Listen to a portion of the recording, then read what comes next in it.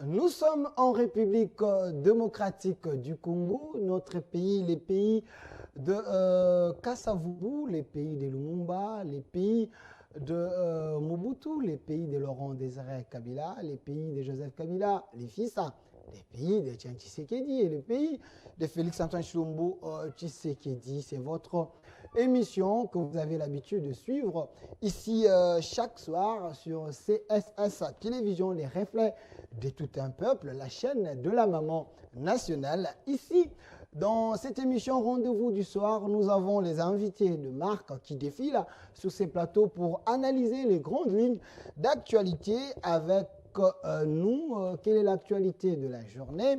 Quels sont les sujets importants de la nation? On en parle avec mes invités sur ces plateaux. Il y aura la présence de M. Joël Kadé Ndanga, qui est journaliste, éditorialiste et également analyste politique. Il va entrer d'un moment à l'autre pour analyser avec nous le sujet d'actualité. Mais surtout, on va se baser avec lui sur les 4 janvier, la journée du 4 janvier 1960, à moins que je me trompe, il y a déjà 64 ans depuis que les martyrs, la RDC est en train d'honorer ces martyrs, depuis qu'il y a eu cette force, cette marche qui a déclenché presque toute chose. C'est sur ces plateaux avec lui, on va aussi analyser quelques sujets avec mon invité Joël Ndanga. Mais avant ça, nous avons des sujets importants que nous allons tenter d'analyser avec vous, le public. Aujourd'hui, comme c'est les jours fériés, nous allons faire quelque chose avec vous. Nous voulons à ce que vous puissiez participer aujourd'hui dans cette émission, prendre part. L'émission sera interactive avec vous. Vous allez appeler à un numéro qui, je vais vous donner, c'est 089 699 61 48. Notre numéro 89 699 61 48. 089 699 61 48. Ça, c'est le numéro que vous allez tenter d'appeler pour participer, prendre part à cette émission, une émission spéciale 4 janvier. On en parle, mais il y a des sujets importants parce que dans cette émission aujourd'hui, nous allons la faire bilingue, hein, comme d'habitude. Rendez-vous du soir, rendez-vous, il y a pourquoi Naba Congolais, Otokosolola, Nabino Masolo Amboka. Je veux partager cette émission en 2 temps. Le premier temps, on va essayer un peu de décrypter l'actualité, les sujets importants qui concernent les Congolais. Au Tokosolola Yango, Nabino, parce que dans le Bibo Benga, deuxième partie, Netokoyamba, invité Nabiso qui est encore dans les embouteillages, il va faire son entrée, mais cela ne nous empêche pas de commencer cette émission avec vous. Voilà. La première question principale, au Tokosolola Nabino, Bana Yamboka, Ezali, plus sur les déroulements, il y a enrôlement. Oyo Mwanamboka Ndeko Kadima Ozali président ya Seni, il avait lancé puis enrôlement et bandaki déjà la PSI Banamboka 30 jours était toko kanako s'enrôler. Objectif y enrôlement ezali était boko kanako doit accès na élection. Senu et Bengami commission électorale nationale indépendante yangonde et organisaka maponami oyo tozwaka ba député oyo tozwaka président de la République, ou peut-être un sénateur parce que l'élection est kendakati. Moi, mon sika, peut-être beaucoup de paix, bateau, basalaka na commune et autres, ceux qui toquent na élection de base, c'est nikak ne asimba kamakambo. Alors, pour être beaucoup qu'on a accès na élection, il faut les kana enrôlement. Enrôlement, ok, et pas ya batata ya seni. Bato bache ba bureau boke kuno okoti olandi molongo olandi ba norme okena ba identité na yo okoti ba enregistrer yo bazui carte ba pesio carte yo sena ko pesa ba benyo carte d'électeur et la qui c'est comme moto oyo ozana makoki to ozana nguya ya ko voter député akoyela yo ko pesa au discours ya ko voter député provincial ya ko voter président de la République o ba koya na ba discours na ba mpona ko séduire bino peuple boko kana ko voter bango. Voilà pourquoi enrôlement elle est important. Solingo changer makam olingi mokonzi ote député botindaki aosala malonga te, il faut le kana enrôlement ozwa carte oyo po etoko kanako pona to ko sanctionner venga vote sanction ya muto asalaki malamu to zongisi na bokonzi te. La démocratie, le pouvoir du peuple par les peuples et pour le peuple. Donc, le peuple, oh, la démocratie va passer pouvoir mbalamisa. Le pouvoir du peuple par les peuples pour les peuples. Peuple en monde yo ndeko yo za kolanda ngai. Ovandi na kitoki mosi. Ovandi na kanluka, ovandi na maluku, ovandi na ntsele na suka kuna. Carte d'électeur ou epesio ndingisa ya kovote lolenge na muto avandi na ndako yo minde za kopela te. Ndako yo malile za kokota, ndako ya monene ya building epesio ndingisa okokana kovote. Voana yo na ya ye senya aza kotanga kaka eloko moko. Et la kite ke muto azaka na mbongo, carte d'électeur na ye ekokonte ba voix mbalami bale te, mbalami sato te. Na oya yo mobola, na oya ye ekokonte kaka eloko moko, voix moko na kati ya e. Voilà pourquoi nous vous excitons à ce que bokene na ko s'enrôler. Pour vous avoir accès à l'élection, beaucoup de gens voter. Vous voyez bien l'élection que c'est en 2023, tout le monde qui tata mokonzi ekolo na congrès à l'obété, l'État a tient mon solo pour être l'élection c'est le mana délai na ngonga oyo esengeli na 2023 tout ko kana kozwa tata mokonzi ekolo soki ezali bon reconduire soki ezali ndeko faïl soki ezali muzitu soki ezali katumbi soki ezali bemba soki ezali nani boko kana ko voter bino nde boka kosala yango. Mais pour okoma wana il faut avoir carte d'électeur. Yon de ko tuningai te ngana ko sika 18 ans sikoyo. Oui, loko ko 18 ans sikoyo oza parmi bato ba rempli ba critère ba kende ko zwa carte. Il faut avoir carte d'élève na yo. Oyo ko témoigner te outi ko silisa nini époque ya étape ya mwase o mati ozwaki diplôme na yo to komi na âge esengeli ete okokana ko zwa carte d'électeur. Yo pe oyo peut-être obungisa carte d'électeur moyen ozwa susu carte d'élève ezalite zala na moi 3 témoins oyo bakokende liboso ya seni na babiro babite moteur to ebie azali congolais azali étranger te aza ougandais te aza nani te batali ba témoignage na bango ba signé yo pende ozali moto okoki kozwa carte d'électeur na identité na yo oyo esengeli.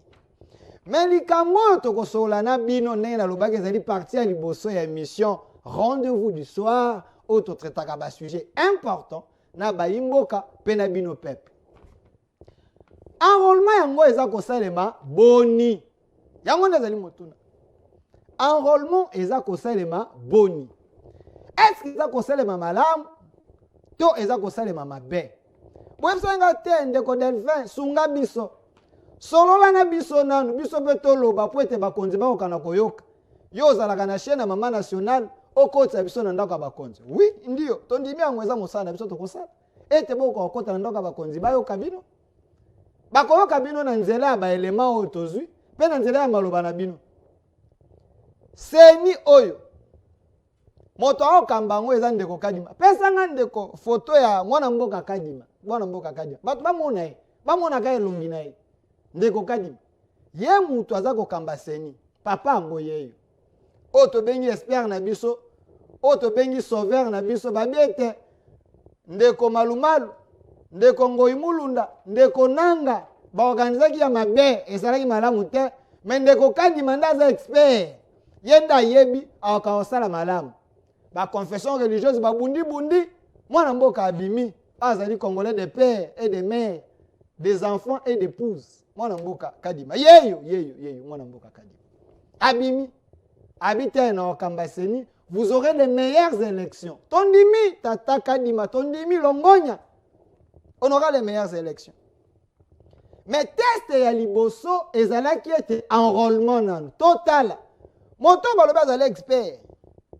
Na enrôlement oyo azo organisé na calendrier ya tche es badatu wana eza na mwa kokoso te es enrôlement oyo abandi ekoleka oyo abandi ko musu basala yandeko Malumalu yandeko Ngoi Mulunda yandeko Nanga to ndenge nini tokoyeba yango me koyoka ndenge bino bobenyi ngai ndenge bino bolobi ndenge bino botémoigner elakisi ete ndeko Kadima mosala azali kosala oyo abandi selon sondage ndenge na meki kotambola kotuna je sens qu'il y a au moins 75% ya ba congolais oyo baza nanu d'accord te avec l'enrôlement oyo ebandi.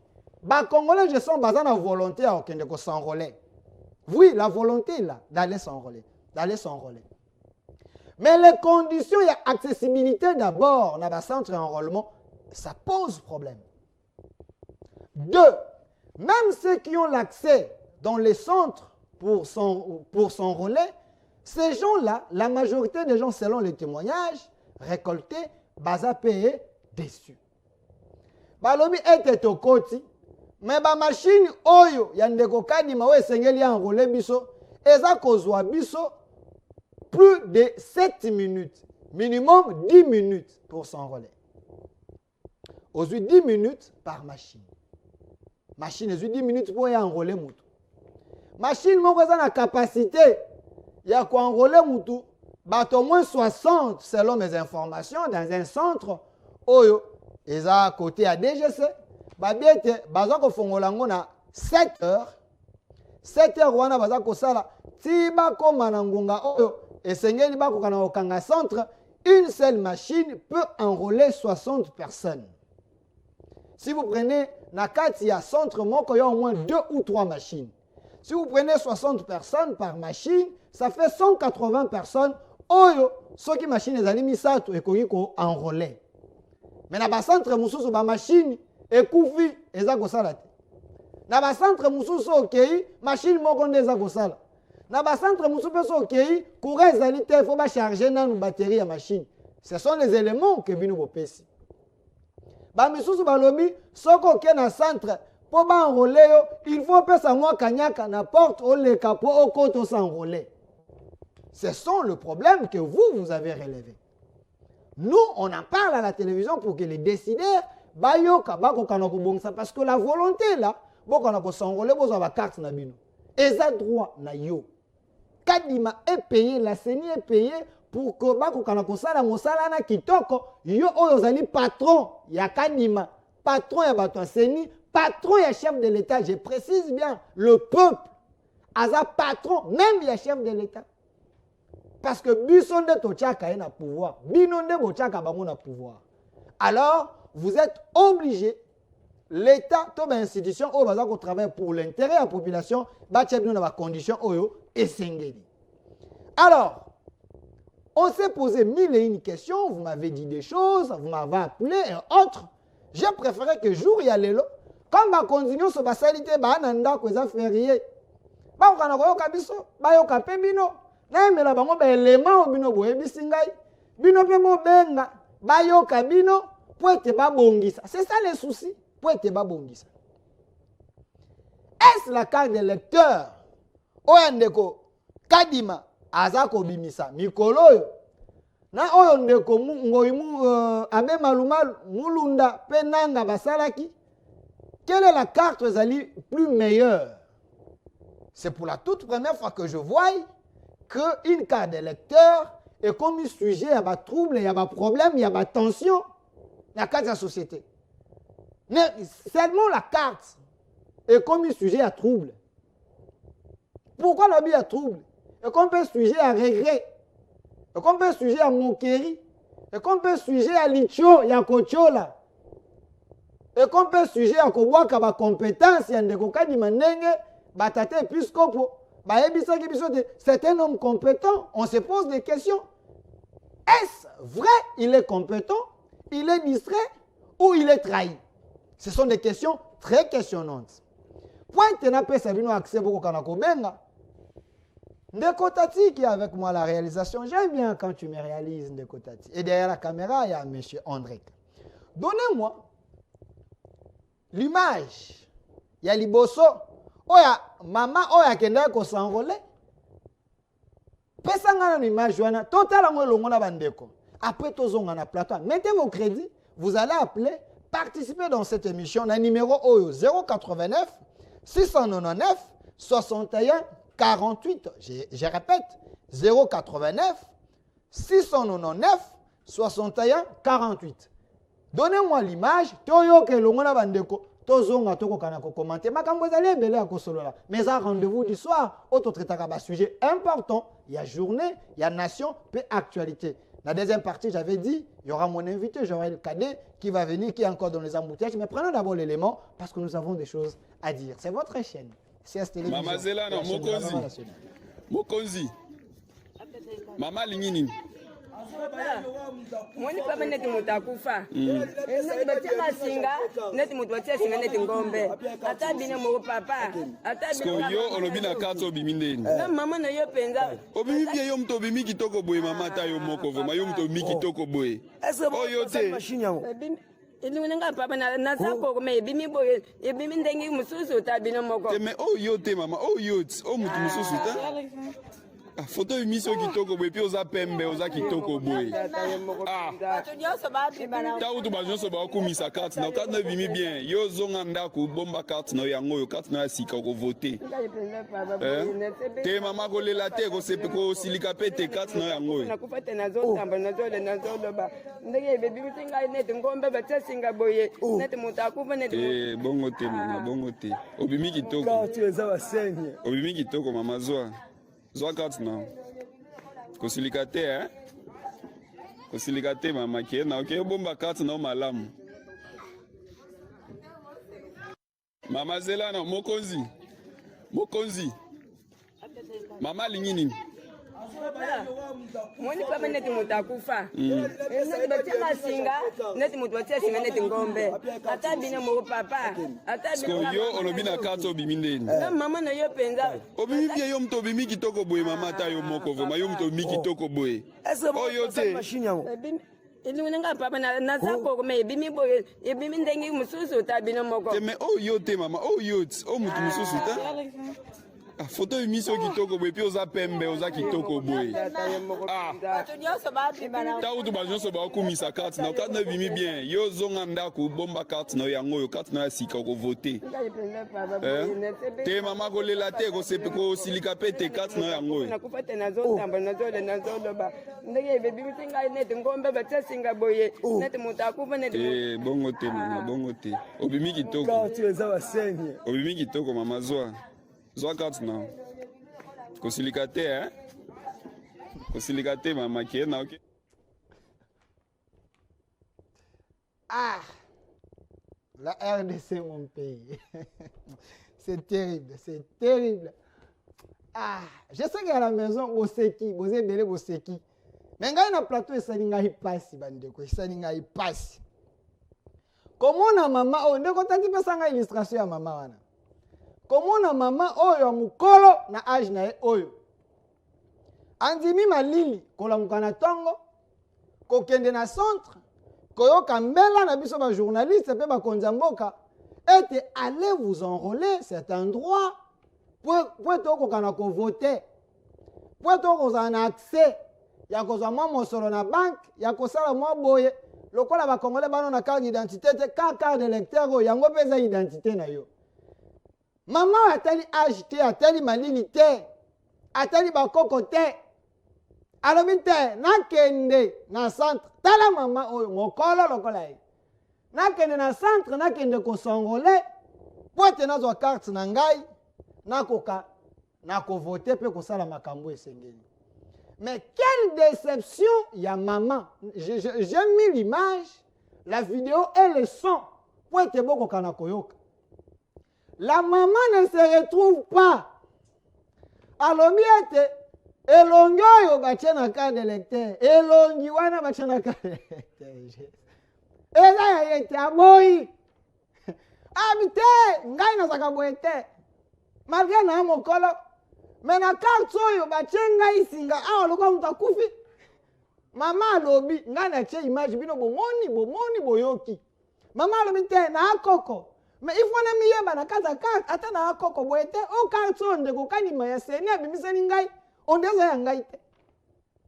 Ndenge nini photo akende kozala na singa awa soko tele carte d'électeur na c'est vrai hein ndeko tati so yomoni place oko bloquer yango esika mo carte zo bima boye habite photo oyo bocheni nga na carte oyo ekati singa awa na zolo et puis na bimi mwindu ngai nezaka boye te bomisinga mabe ngai nazaka boye te ba machine ya sene comme changer bilongi ya bato.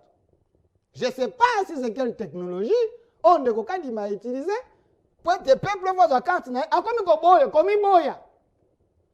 Ce qui est encore plus grave, vous savez que ce qui est longa moto eza komona na bien te la mokanda na ye. c'est déjà un sujet à trouble pour l'identification de la personne. C'est vrai, le nom, on peut écrire le nom de la personne, on peut écrire sa province, sa date de naissance, mais voilà, carte yangoyo. Merci, monsieur Tati. Carte yangoyo. Yangoyo, voilà, yangoyo. Mona, tala singa yangoyo na zolo mama. Singa yangoyo, singa wapi yango. Singa yangoyo na zolo mama, singa. Aw. Neto soki singa ngo ekotaki na machine. Tongo yangoyo na boza ko mona elongo na ngai. Ba katie penalini aw. Mama tenga zalaka boete ko chengo ko mutakufa. Oyo comme esprit de mort te senya za ko yana. Mama aboyi carte za ko kenda atikeli seni carte. Abi akozota za ko kenda. Et ça qu'on peut ça marcher na ba policier na bato basala musala malamu te soka telo ka tuboya moneze longi na yote ako liangong. Il faut bien faire les choses pour éviter le pire. La population, la CENI ne peut pas contribuer à mal. Je ne pense pas que c'est l'idée de la CENI. Mais la technologie utilisée, et ça contient déjà peuple en confusion, peine à doute. Il y a un numéro que vous pouvez appeler, nous confirmer aussi. Bino Batoubouzui, cas d'électeur, Soki, cas d'électeur en haut, et ça n'a pas lacune nini, et ça n'a pas problème nini obino bokutani nango, êtes-vous content na musala ndeko kadimana seni tote, parce que ça rendez-vous du soir, toza kosolana bino, poete bakonzi ba yoka, ba améliorer, ce que salami malamu te ba yoka ba améliorer, ce que salami malamu bino bite que salami pe malamu, tozongi seli bino maloba. Na 089 699 61 48. Okoki ko benga en direct. Voilà. Merci Ndeko Tati, je vous aime beaucoup. Voilà. So botali photo ya maman wana bomoni na zolo na ye, botala bien na zolo na ye. Tala singa mo eza koleka na zolo wana. Donc maman za na raison ya koloba ete longi wana bochende singane za ya yete. Par quelle magie, par quelle technologie? Les machines de la CENI et comme kocha ba singana bilonga bato. Selon maman ndenga lobi boyoki. Alors il y a un numéro 089 699 61 48. Vous pouvez appeler ou écrire un message, nous allons vous lire ou vous prendre en direct au lobby makambo za okuta nango pour être bakondi bakoka na ko changer bakoka na ko améliorer gestion na bango pe mosala na bango ya CENI pour être baza ko futa manambongo yo futa kampaku na wenze na mbongo yo bakata ka na TVA na bambongo wana nyonso nde baza ko sangisa misolo wana bapesi koto po bolango ezongela biso ba congolais. Je ne pense pas que la CENI est en train de travailler pour kobebisa population na moni bapele za kokota awa na ya mbapele ya liboso nde kwa bengi biso. Allô? Allô nde ko bengi biso wapi? Olandi biso réaction des anines. Allô? Nde kwa kei soko bengi zala na mwa minute loba toyoka yo kofinga ndete tofinga kate baninga balobaka ete bandonso ebsanga avec les Congolais bazanga maturité soki babengi oaka benjure te. Moi je sais que les Congolais ya bwanya pe ya maele baza o bakoyi kosala analyse normale. Je vous fais confiance. Voilà, boza kobipete benga yo bipe pona nini toleki mboka Kagame na mbongo benga nde kobipete. Voilà. Allô? Allô, monsieur. Allô, maître. Allô, ndeko bengi biso wapi oyoki biso makasino zani? Oui. Oui, makanisi na ngai. Allô? Oui, makanisi na ngai eza boye papa. Nalingi natuna bino. Nga nazotuna nga mpe nakenda kozwa karte wana. Yango nde tozotuna. Eza ya photocopie keno bozwa nano bajeton en attendant tout keno eza ya libela keno bakarte oyo tokotikalaka nango libela mpona kotambolaka nango na bamisala toki osalaka. Parce que soki otali carte wana ezobimisa okola moto ate kosalisa photocopie. Yango nde toningi toyeba. Eza ya photocopie en attendant tokobengisa bio parce que na biso ya batelefone. C'est la première fois namona na Congo. Et ça, le maquillon, ok, c'est sa carte. On va tout na son taille na ya moulaï na yo. Va tout na moulaï na yo. Va tout na niveau d'étude na yo. Va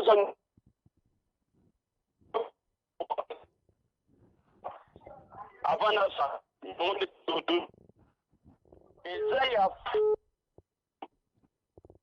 oke kotika telefone na cabine bakobenga po original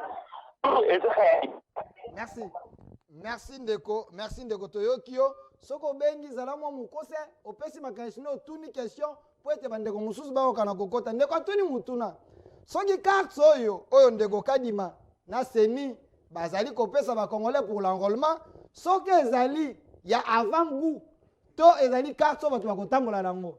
Moi je vous dis, je vous réponds directement, c'est une carte oyo kotikala nango ti okovote yango mpe eza kopermettre ete baidentifier otake congolais pour le moment oyo ngai nayebi yango wana eza ya avant-goût te eza kadima makambo oza kolukela bacongolais bato baza kobetama bakula kombo na yo mwana mboka ndeko kadima. Espérons que ezali carte oyo ekotenir toyamba bandeko baza kobenga. Allô? Allô, bonsoir. Bonsoir ndeko bengi wapi olandi biso yo bandi boni. Na bengi bino na commune ya Kitambo. Papa, biso nyonso tozwi bakarte. Carte toke na centre ya bakarte ozopesa babiro ya enrôlement. Il faut nanu ofina nanu mwaka nyake kwa basoda baza wana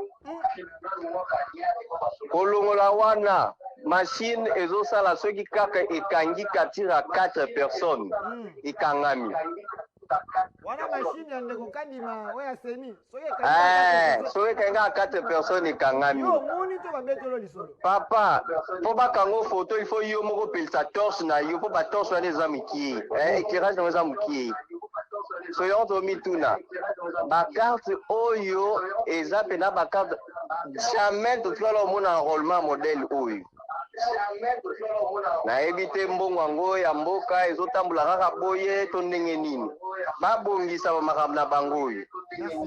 Merci mwana mboka ndeko tati pesanga nanu elongi ya seni foto ya seni to ndeko kadima bato bamonaka ye bato bamonaka ndeko kadima parce que makambo toza koloba awa c'est lui le chef patron ya seni ezali ye mwana mboka yeyo très compétent mwana mboka ndeko kadima très compétent ngai nalobi très compétent ndenge bayebisaki biso.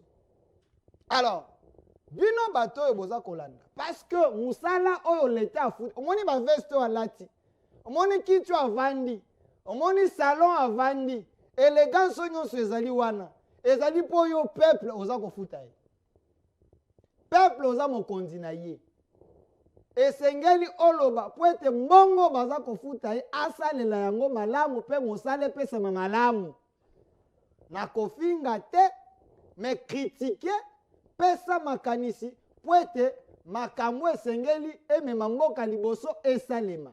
La question est là. Quelle est votre lecture sur l'enrôlement et la nouvelle carte d'électeur? Bozo reproché Kadima na nini esengeli a amélioré nini? Qu'est-ce qui ne va pas parce que nous devons aller aux élections? Après si un mois pour être battu va s'enrôler. Est-ce na un mois wana ekokoka ete population qui Kinshasa va s'enrôler? Et dans les centres boza kokene ba machine ezali condition ya accessibilité na ba centre ezali boni ezali malamu ezali mabe koka ndeko alobi ate soki avant côté faut pesa mwa kanyaka okoka na kokota. Nous condamnons cette manière de corrompre. Mais est-ce le monsieur, les gens, baza contrainte ya kosala yango pour être faciliter les alités? Toutes ces questions très questionnantes, c'est avec vous, le peuple. Je dis bien les numéros et là, vous pouvez réagir en direct. 089 699 61 48. 089 699 61 48. Vous êtes sur la chaîne de la maman nationale, la maman de la nation, CS Télévision, les reflets de tout un peuple. Je répète, le reflet de tout un peuple. Rendez-vous du soir, nous amenons le sujet qui concerne le peuple, qui touche le peuple. Nous voulons que le peuple se réfère à nous, parce que nous sommes le reflet de tout un peuple. Alors, vos appels, vos questions, on est là pour vous répondre. C'est aussi votre participation dans mon salaire malamu oyo sene sengeli asala. Ceux qui ont bengité, yo lobe lorote, ozimbongo no tia mega otala TikTok, otala basiana minene wana, di moment que makambo élection ezali awo, tango bakochelo mokonzi yo voté te, obite mokonzi na lingeta za kosala malamu te. Mais tu n'as pas voté. Tu n'as pas voté. Oh, bazui ba carte na bakenda ko voter. Ba carte soyo. Il y a encore un autre élément. Parce que dans un sur la makambo ya ba carte d'électeur. J'ai des cartes ici. Voilà. J'ai des cartes ici avec moi. J'ai la carte, il y a série, il y a Ndeko Nanga, Yangoyo. Na pusa na ozo ngo pembeni to ozakoya. Oyo ezali carte oyo Ndeko Nanga na chango boy. Voilà. Ezali carte oyo Ndeko Nanga apesaki Yangoyo. Oyo ezali carte oyo Ndeko Kadima apesaki Yangoyo. J'ai des cartes. Mais qu'est-ce que j'ai remarqué dans ma carte Oyo mi balé?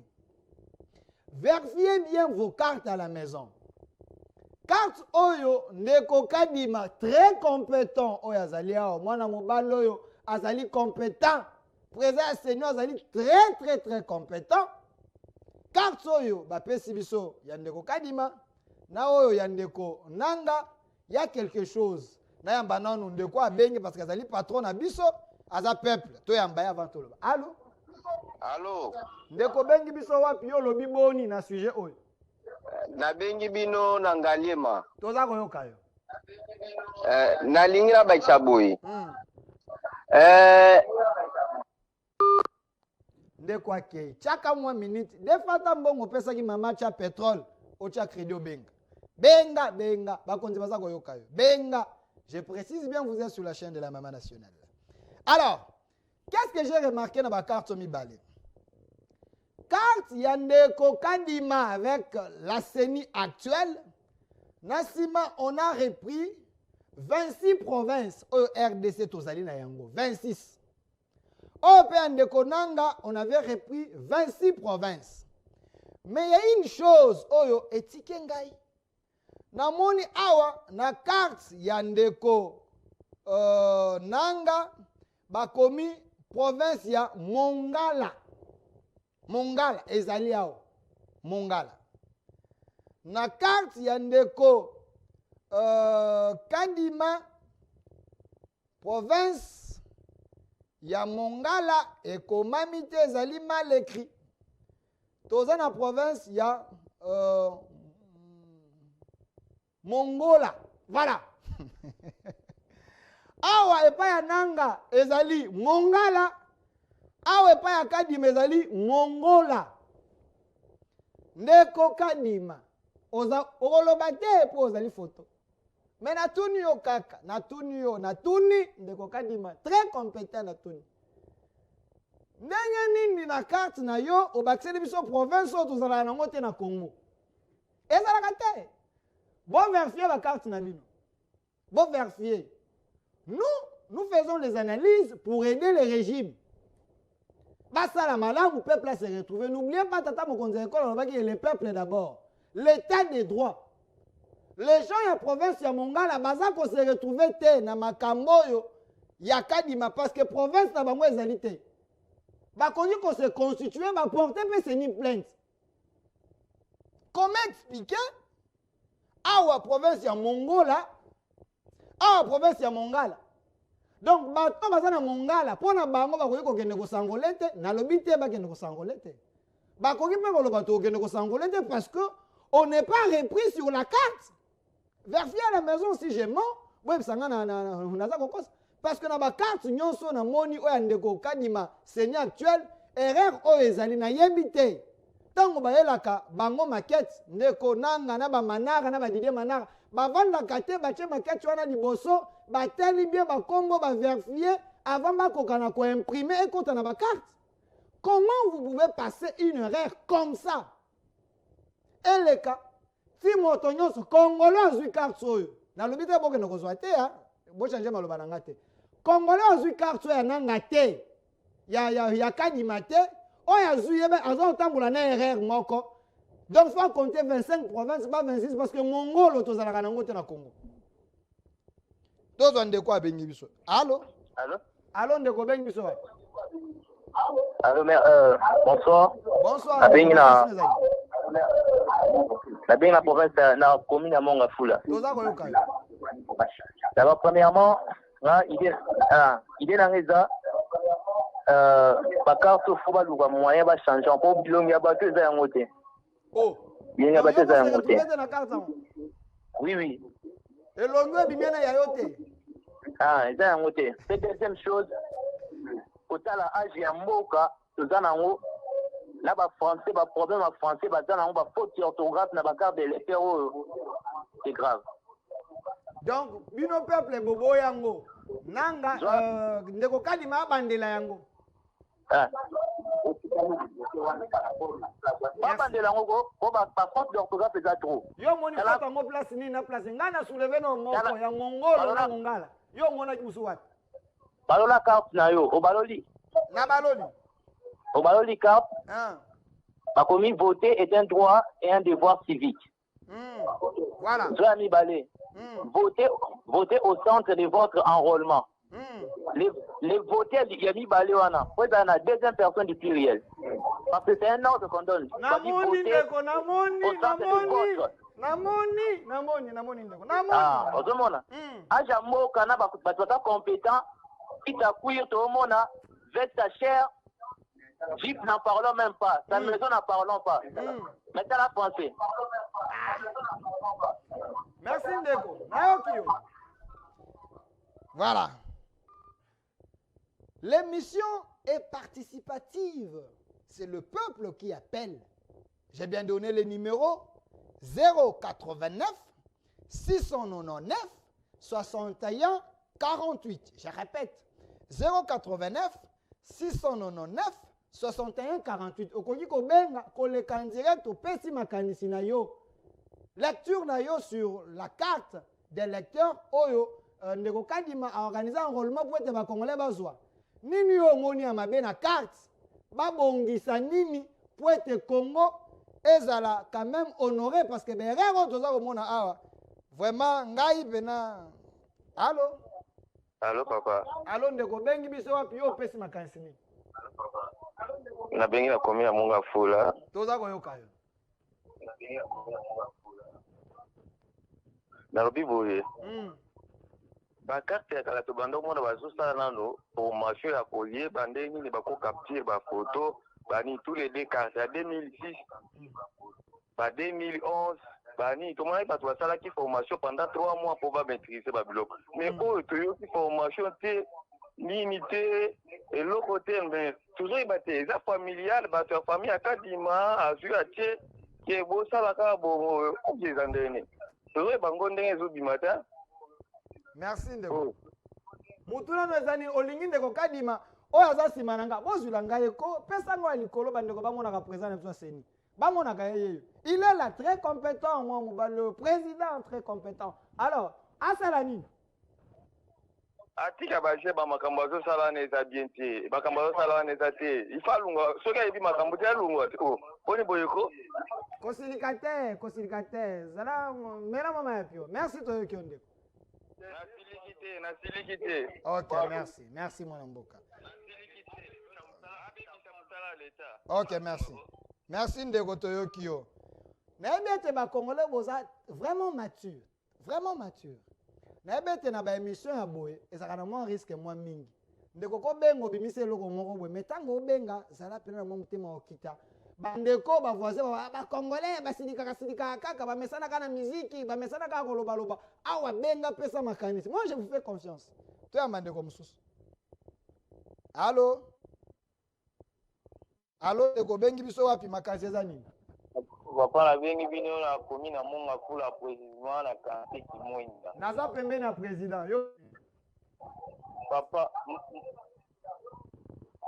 kutika kukumisa président zo sa mutama mabe président ya Kombo mabe na mboka na biso ba titre mais misala nde se méritera te.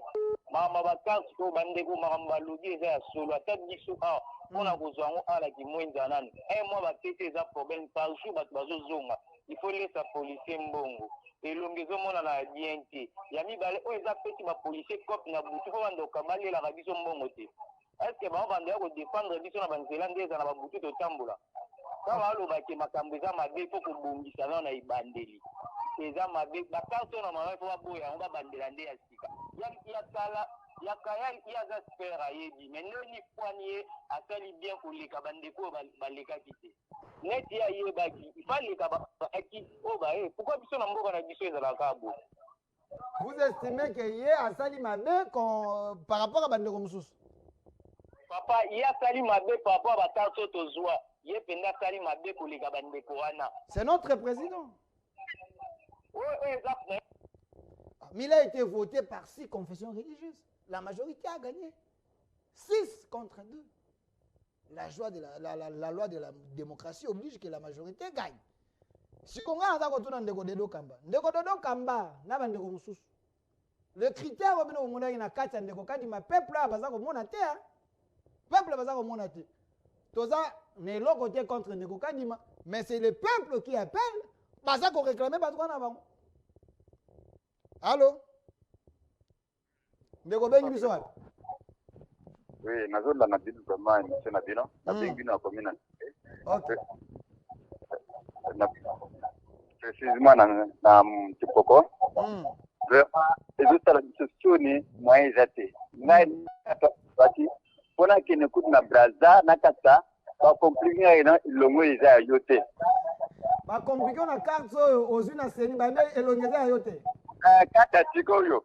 Si on le biso to compter ba kata kala. S'il vous plaît, na sengi pa l'État. Azo mtango en colère nenge zalaka o tezadi ba kata kala wana izala en colère. Voilà, ça va marcher. Tiens encore la carte d'identité na biso même ko voyager na ba étranger na ba pays ba mindele. Donc mais zo bana boye. C'est au temps la sur ba pays étranger té. Yango na sengi pardon l'État zo tata na colère a que de façon mbongo zate na mboka. Obe papa na lembogo, obe so yende ba za dingi bongo. Merci mon amboka. Mendeko moko ayebisenga habité binonde bozo comprendre te. Soko zata diplôme d'état to ba diplôme nyonso photo ezalaka en noir et blanc. Yango pe ndeko kadima en respectant atie bino photo en noir et blanc. Ndeko tatina ko 1 minute seulement, 1 minute na zo ndeko eza pe appel à souka. To zo ndeko. Allô? Allô? Allô Ndeko Bengi wapi? Bonsoir. Toza koyoka yo, makansi neza nini? Na bengi bino na kombi na ngali makombo na ngai Glodi Baruti. Olobi boni. Par rapport na bakarte oyo tomoni lelo ya Kadi Masali, ezolakisa déjà système mafieux moko même na lolenga ba élection. Eza malamu te. Omoni carte oyo ezali tobenga ngo carte d'identité provisoire. Vous risquerez l'autre jour que la banque du Sambongo boye va compliquer. Même la voyage de Kotimba, si maman wana oya mukolo oya zolo bawana maman na mukolo azazoba te amone ke oyo ezala te. So tali oyo nanga asalaki na oya bandeko mususu wana en tout cas ya Kadima c'est un échec total. Faut pas revoir ngo. Merci Ndeko. Tokomi na suka na émission na biso ya lelo. Vous avez compris ensemble avec moi, et ça rendez-vous du soir. On a pris un sujet important. Tokoka ko traitant longo na bino. Toza contre Ndeko Kadima te. Toza contre équipe na été. Mais toza nde contre esa lelina bango. Oyo bino bolobi. Ngai na lekisi kaka maloba to relever. Ba faute. Oyo esalami. Na processus ango pe na enrôlement. Ndenge peuple bino bolobi. To comme ça li ba konti ete ba bongisa. Makambo ezala bien. Moi je continue à croire que Ndeko Kadima, il est tellement compétent, extrêmement compétent. La preuve en est, avant de biro ya malam, na veste kitoko, aza ko liambongo à l'état. Baza ko futa. Alors moi j'estime qu'il est compétent. Alors abongisande musala na peut-être bachelo pe blocage na seni to yebite. Mwana mboka Kadima to pesi yo mbote biseko zali. So zaki na likaya kwa mungu wa pembeni, liaka c'est pas un problème. Peuple congolais faut supporter ko yo kayo malam. Pour être ça va droit na ya lobiango. Merci à vous. Suivez la rediffusion de cette émission aujourd'hui seulement à minuit. Rendez-vous du soir, c'est votre émission de chaque jour ici, à partir de 18h, du lundi au vendredi. Derrière la caméra, M. Andrika, à la réalisation et la régie finale, M. Tati, l'homme très compétent. Il m'a très bien réalisé. Merci à vous. Restez fidèles sur la chaîne de la Maman Nationale, CSS Télévision, la Maman de la Nation. Au revoir.